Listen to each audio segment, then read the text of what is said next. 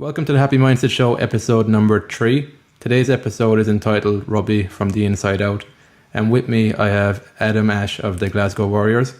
I first came across Adam, I think last month, when I noticed a BBC interview he did where he was explaining in simple terms his understanding of the mind and how it has changed his life for the better.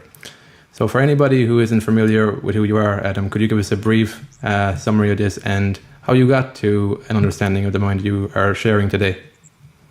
Yes. Hi, Dennis. Thanks for having me on your show today. It's great to be here with you. But yes, my name's Adam Ashe, and I live here in Glasgow. I'm 24 years old. I've been playing professional rugby at the Warriors for going on 6 years now. It's flying by. Over the last couple of years, I've sort of been involved in a lot of coaching. I went through a transformation myself, sort of 2.5 years ago now, where I kind of found myself at a time where I was probably struggling a little bit myself. I wasn't that conscious of at the time that I was struggling, but looking back, I guess I could see that at that time I spent a lot of time and sort of feelings that I didn't really like, or I wasn't really that comfortable in. But the funny thing is from the outside, nobody would really have been able to tell that. And I guess through a series of different things sort of unfolding in my life, I found myself looking in a direction of trying to understand more of what was going on and I guess why I was maybe behaving in certain ways that I behaved. And I came across a book by a guy called Jamie Smart called Clarity, and to be honest with you, it's probably the first book that I had read since leaving school. I wasn't much of a reader, I was never really that interested in the sort of work at school. I loved sports, but sort of the intellectual stuff I always tended to leave at the side. And I got reading this book, and as an athlete, obviously, previous to that, I'd kind of worked quite a lot with sports psychologists and different psychologists looking at different techniques and how I could enhance performance. It was all kind of looking at performance. It wasn't necessarily looking at the bigger picture of life. It was more, things that we could do in order to enhance performance. And I guess like at the time, it seemed like these things were maybe a little bit useful, but as time went on, it just seemed to me that these things, it seemed like they worked sometimes, and then sometimes they didn't work. Mm-hmm.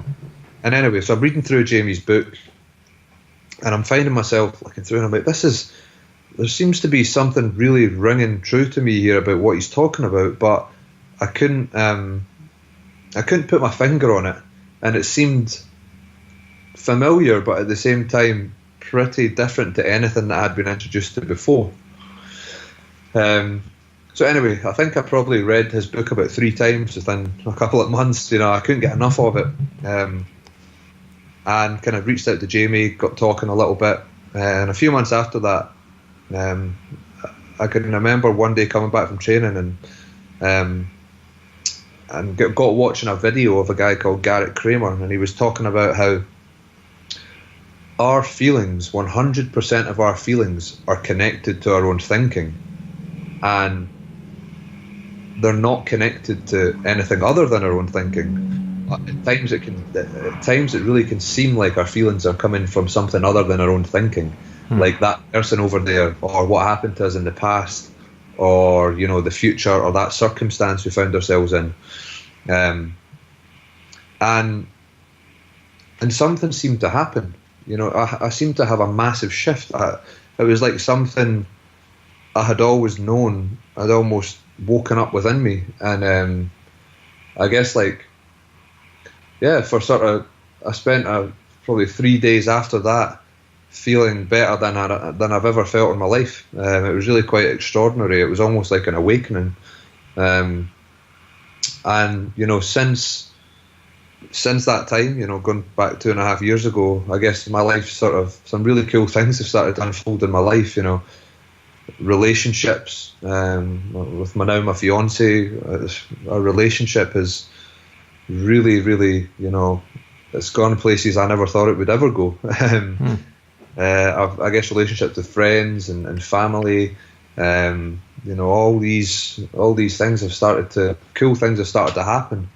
And I guess I've become a lot more comfortable in my own skin around people in the rugby team. I guess behaviours that certain behaviours that I had done before just then started not to make sense to me whatsoever. I had some really big shifts. Like, there was no effort involved in it. I just it was like, God, like, I used to do this. Why the hell did I ever want to do that? It seemed really different. And all this change sort of sprang from one little moment of insight into seeing the true nature of, I guess, who we all really are, which is not who we think we are. And from there on, I guess I've been learning more about this paradigm of work, sharing it with people, doing seminars, doing talks, interviews, and I really do think that this understanding of the mind can be the one thing that can evolve the world and evolve humanity over the years. I think it's consciousness. As we begin to understand this and understand what it is important to hear, consciousness just rises. A lot of the problems that are in the world nowadays are not, drinking problems, drugs problems, racism problems. They're a byproduct of consciousness, and as consciousness rises, these things then don't make sense to us anymore. So, yeah, that's a little bit about how this all came about for me. Kind of wound up into 5 minutes or however long I was talking for. Perfect. Sounds very interesting. What I want to pick up on there is the fact that you mentioned behaviours changed, and I heard you talk before about sometimes the drinking culture around rugby and how you wanted to kind of get out of that. How did that actually happen for you to change your thinking, or not even change your thinking around it? How did it stop making sense to do things you didn't want to do around that kind of thing? Did it change for you? Yeah, well, I guess as a professional athlete, we kind of, I'm going to say as humans, we intuitively know that getting drunk, it's not that it's a good or bad thing, but I'll leave it at as being a professional athlete. I guess we kind of know that in order to function and perform, that's not necessarily good for us. We all kind of intuitively get that, but we might find ourselves doing it. Because again, behaviours are always an effect of consciousness. Yep. I guess for me, I never really understood that. I never really understood that my feelings were connected to my thinking. I guess when someone thinks or someone believes that their feelings are connected to something other than their thinking, like, situations, circumstances, they try and manipulate or change these situations around them in order to get more of the good feelings. Yep. So I guess I didn't realise at the time, but what I'd actually been doing was, like, I'd go out after a game of rugby because I'd been in an uncomfortable feeling, or I might not have been, but it seemed to me that doing that would make me feel good. Yep. So I found myself doing that, after most games. I'd go out with the boys, and again, there's no right or wrong about this. Like, it's not that it's inherently bad or good. It's just that I can now sort of put two and two together as to why that was happening and why it would make sense for me to do it. Yep. And I guess after having the insight that I had, I sort of realised that there was nowhere to get to. That there's actually nowhere better to get to than where we're at. Yep. Because thought comes and goes so quickly, and it's really not in our control. Obviously, our feelings are connected to our thinking. So we as we understand that, we begin to look less on the outside to manipulate our feelings, because really, in truth, nothing, not even a mad night out on the piss or whatever, like not even that can cause us to feel better, or no longer does manipulating the world around us start to. It doesn't make sense, because we understand that our feelings are connected to the ebb and flow, or the totality of our own thought in the moment.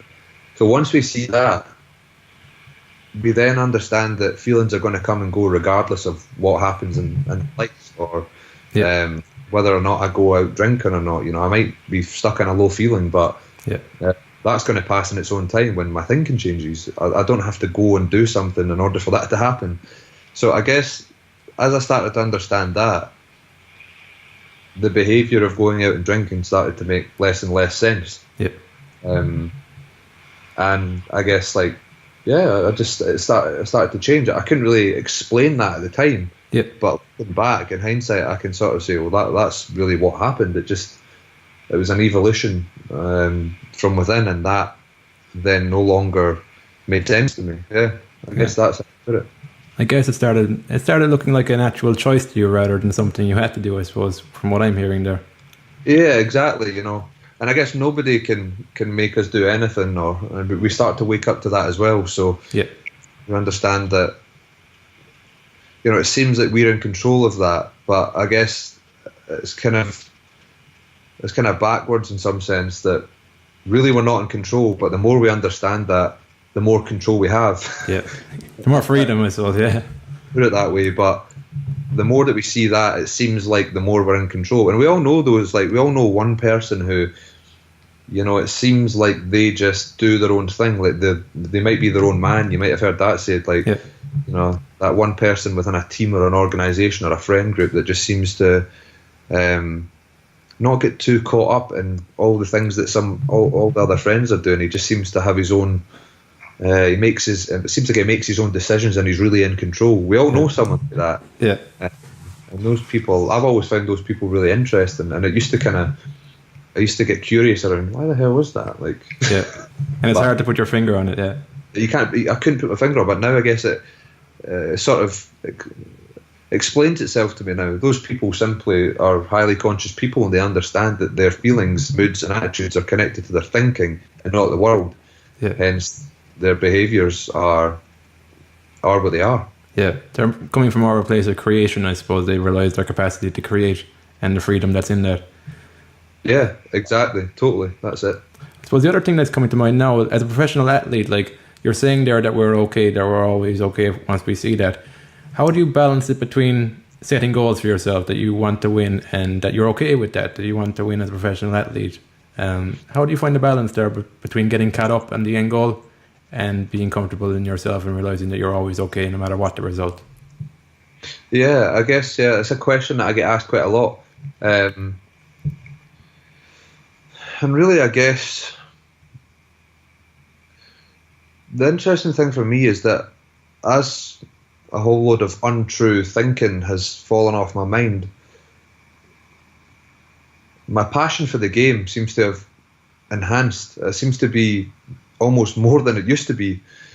And I guess as well, I'll probably touch on this just quickly, but when it came to performance in rugby, I used to think that I had to be feeling a certain way in order to perform. So I found myself in a lower feeling state, or I had a bit of conflict going on within myself. So I might have had thoughts running through my head like, oh man, got a game tonight. I'm not feeling, These things start, and that's natural. It's normal. That's to be human, is to have that. They have these thoughts, positive and negative, all normal. But I guess at times when I had that before, I would try and get rid of them, and I would think that it was a problem and that it was telling me something about the game or the performance at night. But suddenly realising that those feelings weren't telling me anything about the performance I was about to go and do. They were telling me about my thinking now. They were telling me about my thought then, or now. They was only telling you about your thought in that moment. That that is extremely powerful, because there's no getting away from the ebb and flow of thought. There's no getting away from good and bad feelings. But I guess as we begin to rise above wanting one or the other, or prefer one or the other, it just starts to become less of an issue. In terms of the question that you actually asked, it was about wanting to win, but understanding that if you lose, it's okay, and you're okay as a person. Yep. For me, to be honest with you, it kind of comes back to the same thing. There's times where I really fucking want to, like, I really want to win. Sorry for swearing, I'm not allowed to swear. Sorry. There's times where I really want to win, like so bad, and then there's times where it seems like I don't want to win. But again, it's the same thing, you know what I mean? Like, we've got a job to do. We've got to go and do a job. Yeah. And at the end of the day, let's just take the feelings out of that and let's just go and play. Let's just go and do it. Get the job done. You know, I honestly think that in some way or another, like, we all want to win. You know what I mean? Like, we're kind of competitive by nature, and I guess understanding this is, you start to see your feelings for what they are, and that they're actually not really telling you about much other. They're not telling you about anything other than your own thinking in the moment. So, again, whatever's going on, let's just go and do it. Let's go and play. Let's do what we love. And I'm really lucky to be doing something that I love. So, I guess that's how I would explain it. In terms of goals, I try not to focus too much in on one thing, because it's not really possible to focus in on one thing. But the more that we focus in on, or the more it seems that we can focus in on one thing, that actually takes away from seeing something that we, you know what I mean? Like, it takes the back, you know, focusing on something is actually tightening that bandwidth for seeing something that that's potentially on, in terms of, you know, I might say before a game that I want to make 2 turnovers or something. I don't know, I'm using rugby terms here. But because I'm thinking about that and focusing on that, I might then miss something like a chance to do a massive tackle or something. You know, like, the freer that we can be in our minds, I guess, like, in some sense, the more likely we are to see things. It's not that when we don't feel free in our minds we perform badly, because that's not true, because some of my best performances have been where, you know, I've not been feeling good, to be quite honest. But focusing in on something or setting goals doesn't really make that much sense to me, especially real specific goals. I guess setting goals like, let's win the league, that makes sense to me, because, you know, it's a sort of bigger goal, and it's like looking in a direction, rather than, you know, zoning in on one particular thing and one particular time. So, yeah, I guess that's how I would say that. It's a bit vague and a bit. I know, I get you. Like, it's funny when I'm hearing you there, like, looking in as a spectator in rugby. I think that the pivotal moments is when somebody spots the spaces and the gaps, and you can't get that with a narrow focus. You have to have the bigger picture and see the bigger field, and that's what turns games for me as a spectator. That's what I see. And when it comes to goals, there, I find that it's not necessarily the goal, is that I know that I'm going in a direction you've touched on there, that I don't have this sense of feeling of aimlessness. I don't know where I'm going. At least I've got, like, I'm going here. And otherwise it's too much. It's like I don't know where I'm going in life. Yeah, exactly. That's it. I mean, I guess in some sense it's like, it's doing what makes sense to us. Like, it's really basic, you know, like, why do I play the game of rugby? It's to win, you know. Like, that's like it, you know. Like, it doesn't really have to be much more than that, because there's nothing wrong with that. There's nothing wrong with wanting to win too, if you go about it in the right manner. Yeah, totally. And, you know, we want to have full access to our capacity to perform, and that comes from being open. So to me, looking in a direction of, you know, the bigger picture, in terms of, I can see the bigger picture in terms of wanting to win. That's enough. That doesn't mean that, you know, during the week and whatever, I don't do my little work-ons that I want to improve, and, you know, like, build skills that I want to get better at. I still do that, but Yeah. when it comes to going and playing, I want to go out there and just be open, and that way I'll see more. Perfect. So how do you strike the balance between letting the game flow and analysing your games? Because I know, like, from looking at professional sports, they seem to analyse the games quite a lot afterwards and for improvements next time, which makes sense, but how do you strike the balance between analysing your performance and letting it flow? Yeah, that's a good question. I guess, like, I always look at my games after I've played, and normally every week we'll have sort of one-on-ones with our coaches, and they'll sort of talk to us, and we'll take some clips from the game, show them, and they'll have some clips for us that they want to talk through, and that's all fine. Like, that's great. I think, like, I'm all for improving and getting better. But what's important, I think, within that is that the players understand where their feelings are coming from. That seems to be really important for me, because understanding that we won't get that caught up in the minutiae of and the small details of things. You can take the feedback and understand that. You can understand that that isn't causing you to feel a certain way, and that's important. That's a really important line to draw or to distinguish. I try and get all that stuff done at the start of the week, and then, in terms of building into a game, I sort of just flow into it. You know what I mean? I guess I like to get all the things that I need to do done during the week, and I guess that's just common sense. And then when game time comes, I like to be pretty clear on what needs to be done. You're fresher, I suppose, in as well. Yeah, exactly. And we're very lucky. I guess, like, we're really lucky at the club that we play at, Glasgow Warriors. We've got some pretty bloody good coaches. And that's very, very helpful for a player. For those that, I guess, understand where their feelings are coming from and where they don't, like, that's a massive thing. They do a good job. Perfect. Actually, what I'd like to touch on there, and is what you're pretty much saying, is that when you can see that the feedback isn't a personal thing and you detach from it, you can actually take the feedback on board and be constructive with it. That's what I've seen has been really beneficial for progress as a team and as a person, individual. Unless do you want to say something more on that? Or? Yeah, definitely. I'd agree completely. And that's, and to me, it's important how that's delivered as well. And to be honest with you, man, our coaches are very, very, very good at that. And it's not. It can often, as coaches, it can be difficult to do that, but they seem to be very good at it. I've got to say, man. That's very true, though. It's like, I find that I can.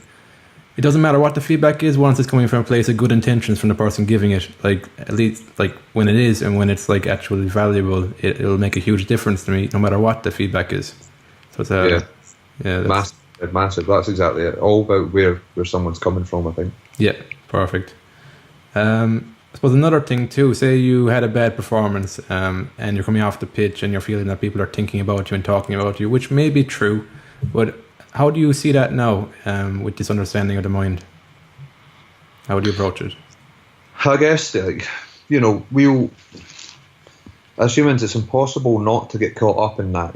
We, at times, we're all going to get lost in the outside-in misunderstanding and the belief that our feelings are coming from something other than our own thinking. So it might be someone that person's talking about me. Oh, I'm going to get slayed in the media. Or I'm going to get up next week.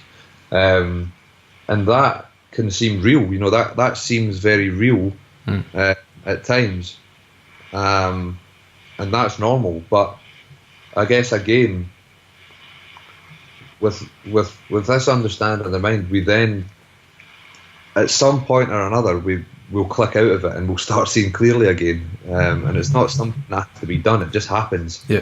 It sort of happens the less that we try. It happens more and quicker the less we try and make it happen. So I guess when I might have that inner conflict going on where I think, all these things or whatever, and that I'm going to feel awful. That's okay as well. That's fine. I guess for me the problems start where I start trying to do something about it, or try and get rid of it, or try and get it away. That conflict and those thoughts will change on their own, because that's the way we're designed. Thinking comes and thinking goes. As thought builds up, we tend not to feel too good, but as it starts flowing through us again, the mind starts to quiet and good feelings start to rise up within us again. So when we get that, when we understand that, we don't need to do anything. We really don't need to do anything. We just have to keep living, doing what makes sense to us, showing up, and understanding that we're okay. However we might be feeling, we are okay. We are within us. We're all connected to that same place, and we're all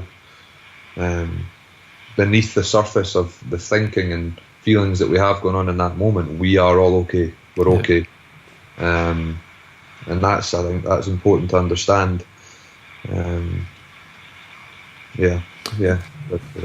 It's very helpful to know that. Like, I find it gets confusing when you don't know that for sure, and it's a very good foundation to have, that that you're okay innately, and you can build on top of that. And another thing that has helped me is that I view an understanding of the mind the same way as I view my body. So if I get a cut, I naturally leave it to heal. I don't need to go picking at it, because that'll actually delay the process. It's the same with my thinking. It's like it ebbs and flows. I don't need to go on top of it thinking more, because it'll just make it worse and slow down it. And it might give me a scar too, like it would in my body. So, great analogy. I love that. You don't go picking at it. Yeah. So you don't go thinking about thinking and thinking and thinking. You just and it will go. Yeah, exactly. So I suppose another thing that is pretty important too, that I've seen professional athletes and athletes in general affected by, is injury.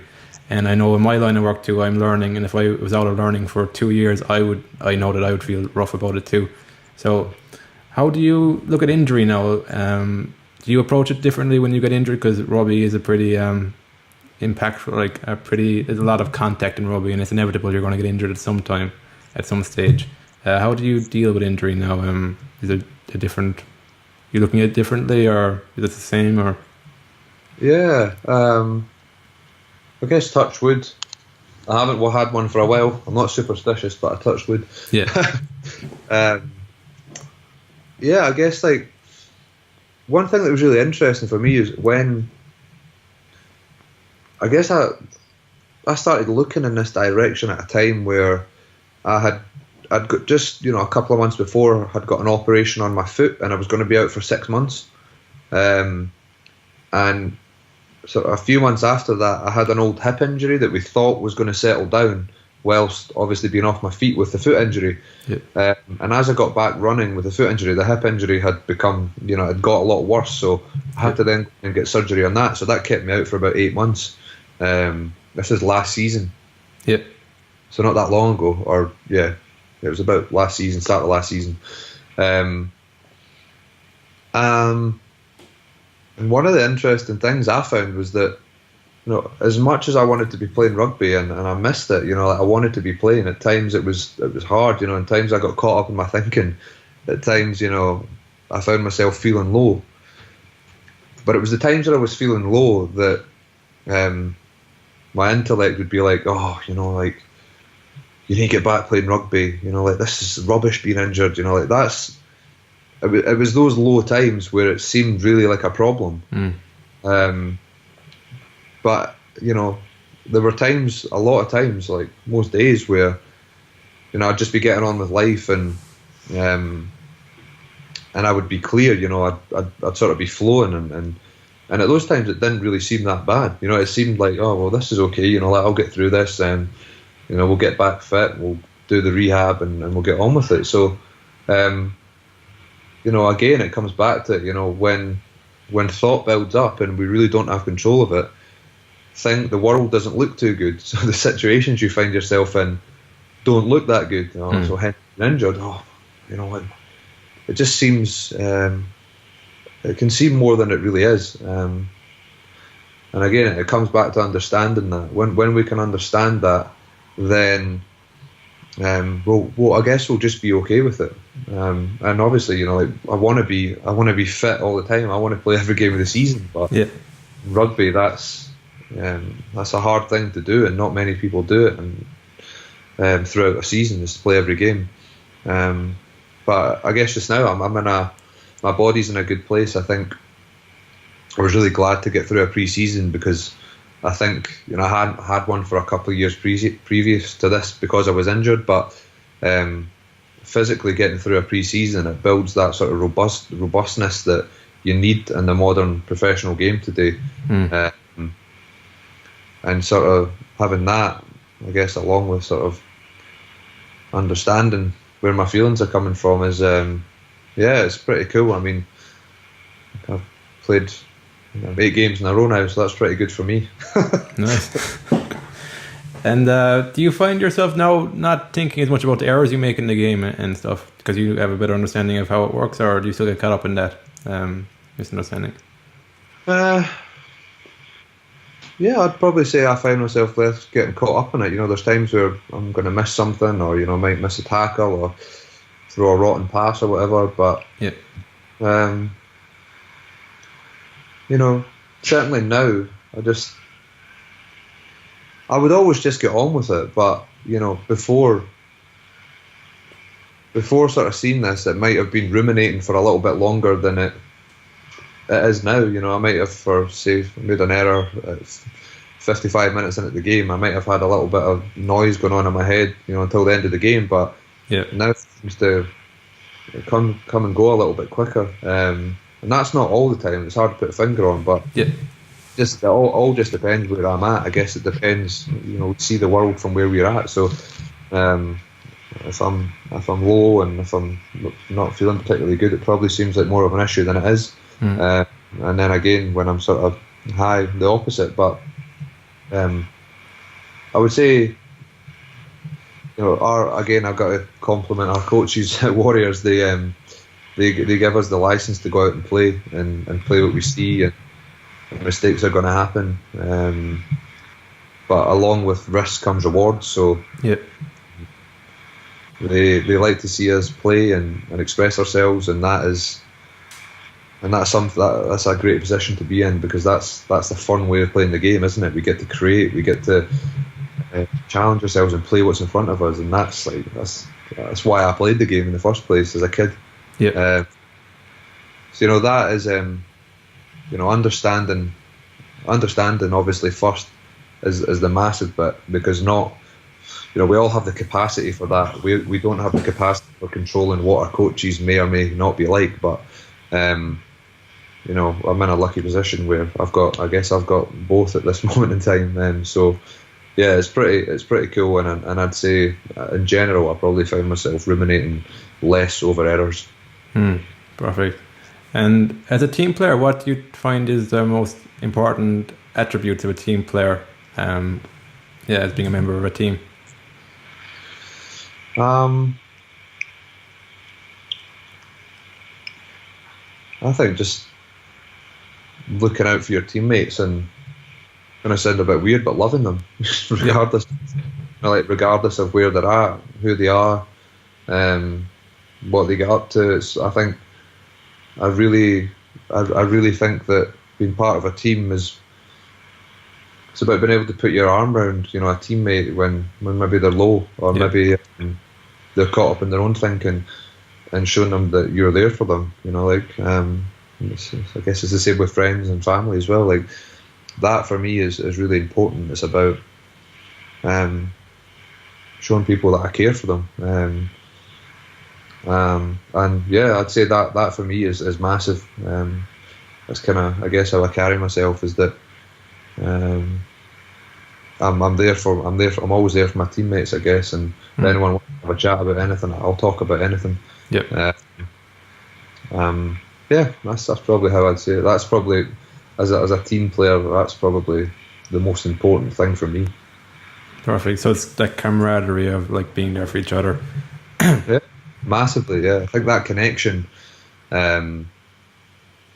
and obviously being in a squad, that you are closer to some guys more than others, but that's life, that's natural. But certainly, if anybody wanted to talk about anything, or even if it was I seen someone in the team who was looking a bit down, like for me, it's you okay? Like just chat to them and pick them up or put your arm around them. That for me is the most important bit. And I think if we can care for each other and we can be tight, then the results will come our way as well.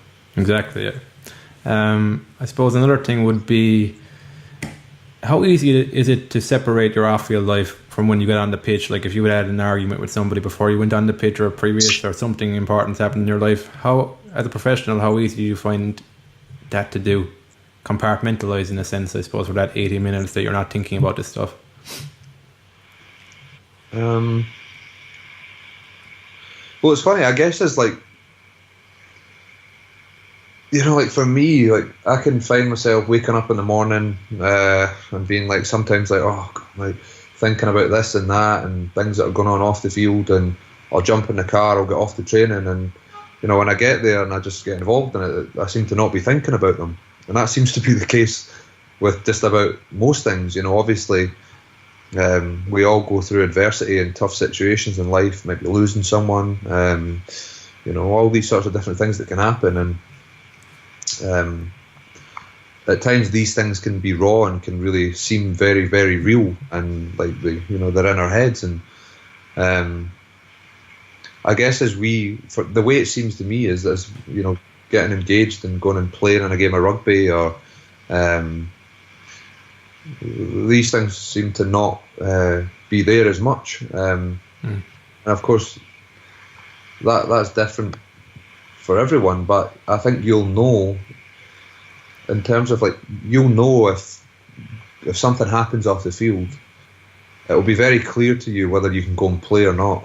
It's not, you don't have to try and figure it out. It'll be clear whether or not you're okay to go and play, or whether you're not. I don't think we have to analyse that. And it's the same with injury, I think, as well. Like, we can have, you can have a sore shoulder, a really sore shoulder that might have been bothering you for a few weeks. But you'll also know if you can keep playing, or you'll know if you have to stop. Like, your body speaks to you that way, and I guess like the mind does as well. You call it like wisdom. It lets you know whether or not you're okay to keep going, or you have to stop, or you need to pull back. And I guess I see it that way. But certainly, I think we don't have to. When things are happening off the field or whatever, we don't have to. We don't have to really try and figure it out. We just have to. We have to keep living and do what makes sense to us. And as we keep living, I think these things will start to have less of a grasp on us, because that's just the way the mind works. Thought builds up, and then it cleanses itself. We have a self-correcting system within our mind, so we can rely on that, and we can rely on common sense. So I guess I don't have anything that I can add other than that. Common sense will prevail, I think. Cool. Actually, now that you say it, I've heard a lot of athletes mention that the body will tell them when it's time to retire, and often when they ignore that, they suffer for it. Or it makes sense. Yeah, the body and our feelings do kind of let us know when it's time to call it a day or whatever. Kind of. Yeah. Another thing squeeze an extra couple of years, and then that'll be them cooked for the rest of their days. Like, yeah, exactly. Yeah, there's a limit kind of to it. So I think you mentioned at the start that you didn't actually read a lot before you came across this. I just wanted to know whether that has changed now, and if you've got a favourite book as a result. Yeah, I guess like I have read more, and the interesting thing actually is since I had an insight into this. When I was at school, I never used to think I was very good at listening, or I couldn't learn things very well. And it was because I had a busy mind. When you've got a lot in there, you can't take much in, because you're not engaged in what's happening out here. You're engaged in what's going on in here. So you're listening to the thoughts rather than what's going on out here. So as that kind of shifted and it got quieter in here, I was able to learn and follow sort of things that I was passionate about and start learning more about them. So yeah, I guess I've read a lot more. There's rarely a time where I'm not reading a book. I might take a few weeks to get through, or I might drag it out to a couple of months if it's a big one. But I like to always be reading something. And I have probably got a favourite book. It's got to be Garrett Kramer's book, The Path of No Resistance. Okay.